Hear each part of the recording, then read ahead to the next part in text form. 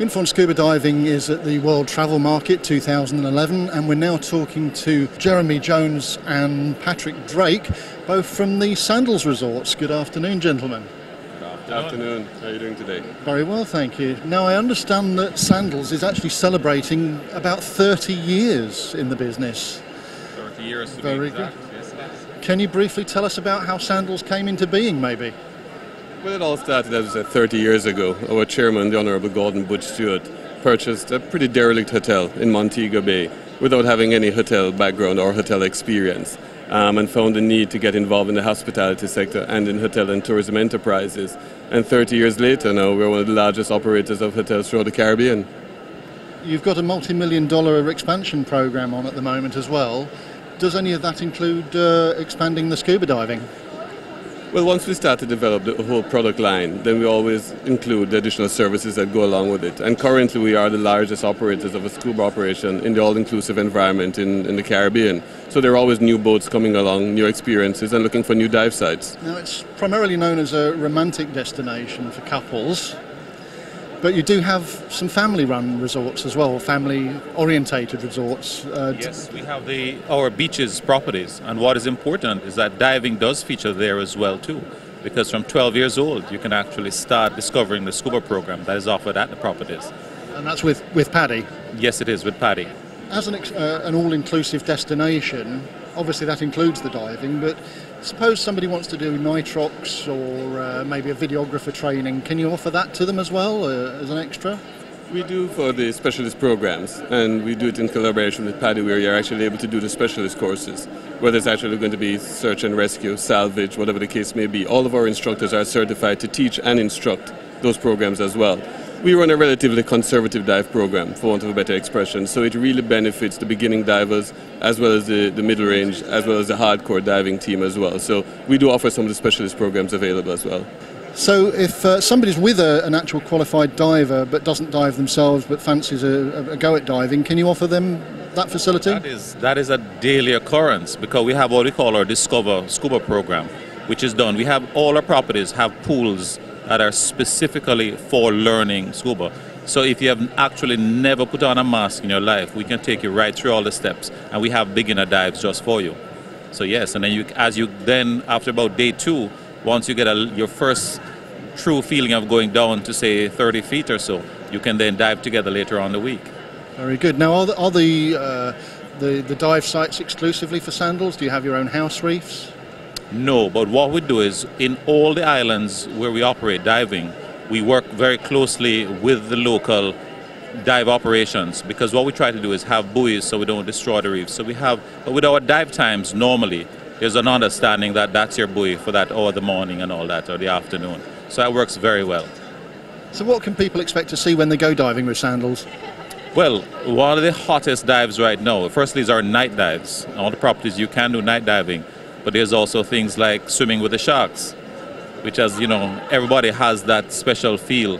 And areas like the Bahamas is one of the few places where you can feel so comfortable to do diving and seeing the sharks. Where would you say, out of all, and I'm pinning you down here, out of all the Sandals resorts there are, which is the best one for diving? Well, you know, I would say the diversity of sites is quite interesting, because you can do everything from a wall dive, you can do deep dives, but you also have some phenomenal shallow reefs. I would say one of the greatest advantages we have in our properties is that even without a wetsuit, you'll be quite comfortable, and there is good live reef. And recently, through the direction of our CEO, what we've tried to do is actually to have protected sites where it's only diving. There's actually no fishing. So we've actually encouraged the reefs to start regenerating, and that has really helped our program as well. Do you have any plans for the more adventurous divers to try out such things as rebreathers? Not at this stage of the game, no. We're still going to stick with the traditional scuba programs. The rebreathing processes has been around for a little bit, but again, as I said, we have a relatively conservative program, so we're going to probably stay away from the rebreathers. But looking at the quality of diving and the variety of dive sites, when you look at an island like St. Lucia, which is volcanic based, then you're going to see different sites on the water, as opposed to the Bahamas, Turks and Caicos, where it's traditionally coral reef, where you're getting more shallow reefs that you can get a chance to look at. So there's a lot of variety to choose from depending on the island that you go to. Now, again, coming back to the all-inclusive side, nobody needs to bring their own dive equipment at all, do they? Nothing at all. Matter of fact, all we ask you to try to remember is to just bring your dive card. Is the main thing if you're certified.